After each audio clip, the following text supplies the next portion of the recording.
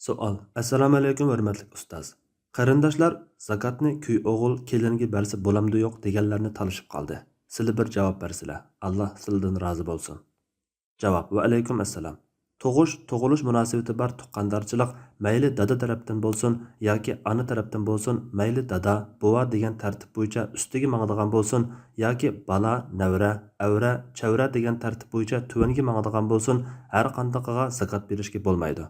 Masalan, dada tuvanga mang'an tartibda balasiga yoki navrisiga yoki avrisiga yoki chavrisiga va yoki yuqoriga mang'an tartibda dadasiga, buvisining dadasiga, buvisining buvisiga bersa bo'lmaydi. Yana ayolining chiqimini qamdash erning ustiga yuklangan. Shariatda o'zi chiqimini ustiga elishi belgilangan kishiga zakot berish durust bo'lmaydi. Buningga asosan zakotga loyiq bo'lgan kuy o'g'ilga zakot bersa bo'ladi. Kelinga kelsak, kelinning va bolalarning nafaqasi o'g'liga vojib.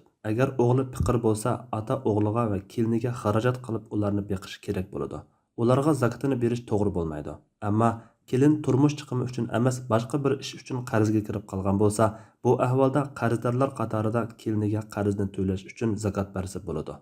Alloh eng to'g'risini bilguchidir. Fatvoda doktor Abdul Aziz rahmatulloh.